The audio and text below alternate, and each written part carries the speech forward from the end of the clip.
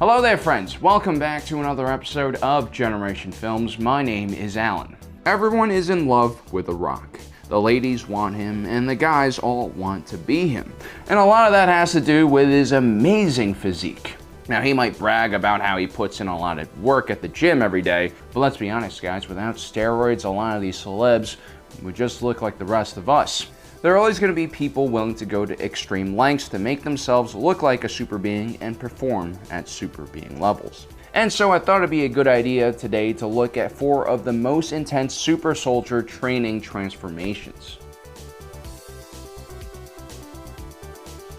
In 1969, a U.S. Army unit was in the process of securing a small village against North Vietnamese forces.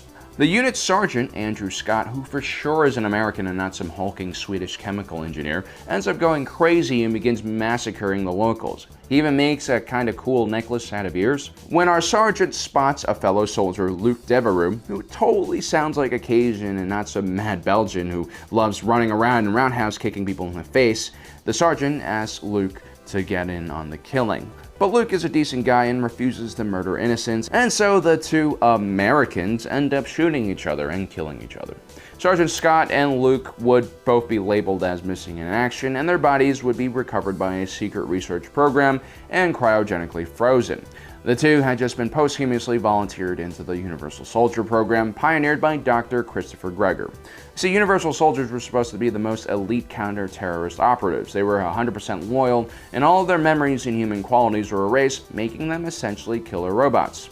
The process used dead soldiers who were first frozen with nitrogen-based gas. The damaged areas of the body were repaired by speeding up the cellular activity on a genetic level by using electromagnetic fields, along with an injection of special serum that stimulated enzymes in the cell. The last part of the procedure involved reheating the body and triggering the physiological reactivation of the body through thyroid and pituitary augmentations from another serum.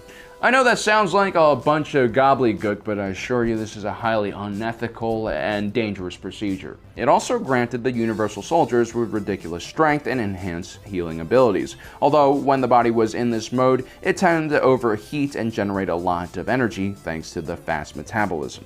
A neural serum was also given to the soldiers to repress any former memories they might have from their former life. Although even with the serum, Luke and Sergeant Scott eventually remember their past lives and weren't truly dead, which means they were basically trapped as slave soldiers.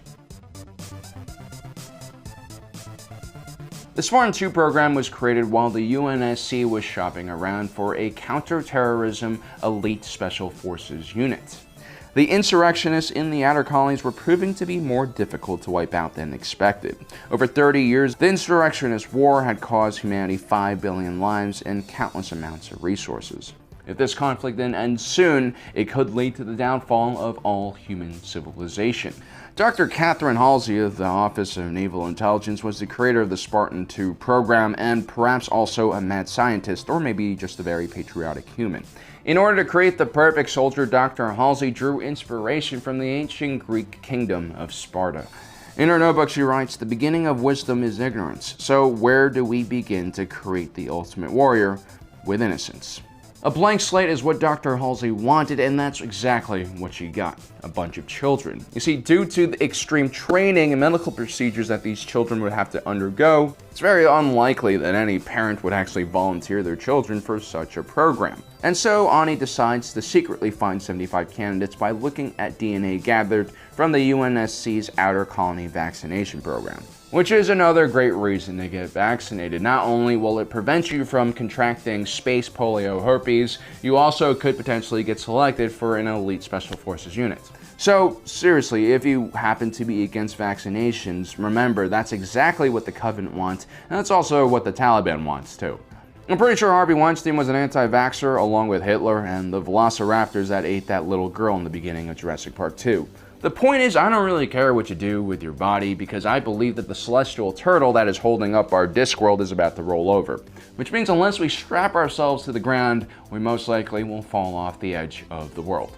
Anyway, we still haven't gotten to the most messed up part about this Spartan 2 program. You see, the Office of Naval Intelligence decides to kidnap all 75 children for their program and replace them with Flash clones. Most of these clones would exhibit all sorts of medical issues that would lead to death in a few years. because flash cloning technology was similar to microwave TV dinners back then. They might imitate the real thing, but at the end of the day, when you take Timmy out of the oven, he's gonna be a little soggy. After being kidnapped, the children are taken to their training facilities on the planet of Reach, humanity's bastion in the outer colonies. There they were subjugated to a wide range of classes and physical training to prepare them for their future as elite commandos. Like the clones in Star Wars, these Spartan candidates would be given training at a very young age, giving them a significant advantage later on the battlefield. Most of the Spartan 2s were 6 years old when they were kidnapped from their parents, and by the time they were 14, they were ready to begin the bio-augmentation process, perhaps the most difficult part of the Spartan 2 training program. Prior to this, Spartan candidates pretty much looked like humans. They were in peak physical shape, but still recognizable. The bio-augmentation procedure is what really gets them to that next level. But in order to get the crazy gains that the program desired, it also meant pushing the boundaries of bio-augmentation. Brah. Do you even bio-augment, brah? Amongst the many procedures being done were occipital capillary reversal surgery, which increases the patient's visual perception but has 11% chance of causing permanent blindness. Then there was the carbide ceramic ossification procedure, where ceramic materials were grafted onto an individual's bones for increased strength. There was a failure rate of 3.8 for this procedure, especially if one of the subjects were in the middle of a growth spurt, which could end up crushing their bones. Then there was muscular enhancement injections, which of course increased muscular mass. Unfortunately, 5% of the test subjects experienced a fatal cardiac volume increase, aka their hearts grew too big. And that's just some of the very terrifying procedures that the Spartans had to undergo. And yes, there were several procedures, it wasn't just one or two. And the saddest part of this was that unlike the other tests and training they had gone through, everything was up to luck. Some candidates survived and others just died or suffered terrible side effects from the training. You see, the Spartans were in complete control of their future up till this point. Well, actually, they were kidnapped and then conscripted, but aside from that, they were in control of whether they would fail or succeed in the training, but this whole medical procedure really had to do with genetics. And so out of all of the Spartans that entered the program, 30 out of 75 were killed, and 12 others would wash out because of deformities. Only 33 would make it through the program. We're a huge fan of the Lord of the Rings here at Generation Films, and whenever we have the opportunity to talk about the Lord of the Rings, we take it. And so today we'll be talking about the Uruk-hai. They were a special group of warriors bred by the wizard Sauron the White at his base of operations near Isengard. They were also bred by Sauron. Uruk-hai means orc folk in Black speech. The average Uruk-hai soldier was far larger than your average orc and stood as tall as a human did, but they were significantly thicker and more muscular. These Uruk-hai were created to have the strengths of men and orcs, but none of their weaknesses. It was said that Saruman crossbred a type of goblin from the Misty Mountains to the orcs in Mordor, and that's what created the Uruk-hai.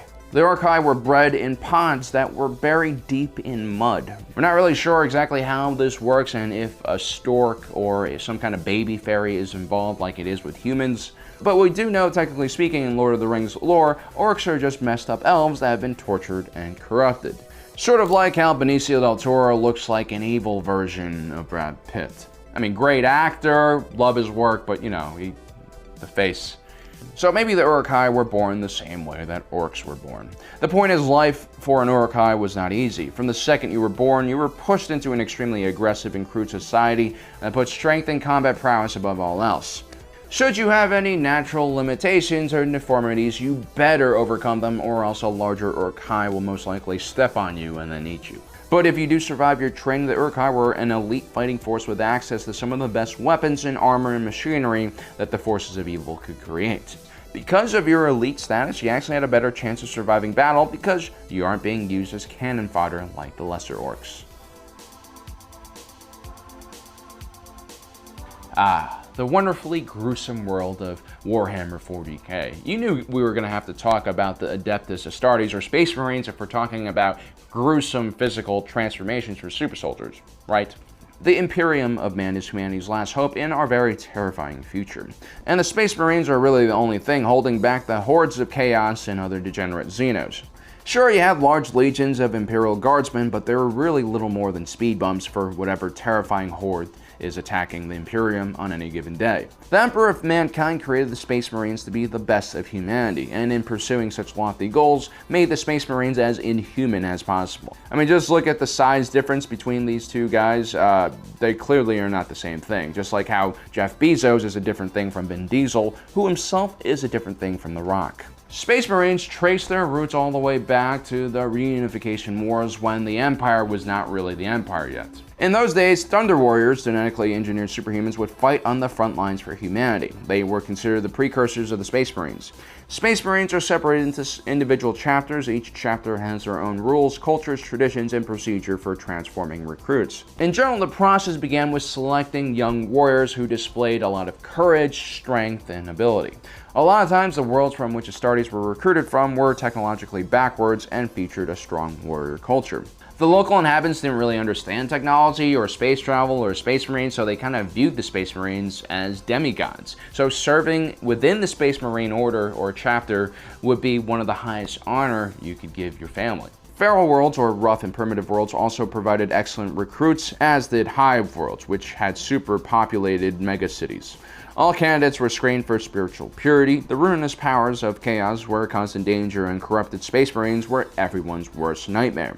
If they passed all of these selections and trials, then they would have to undergo a series of deadly physical trials that usually differed from chapter to chapter. If these recruits manage to survive these trials, they eventually go through the biological transformation from human to superhuman by using what's known as a gene seed.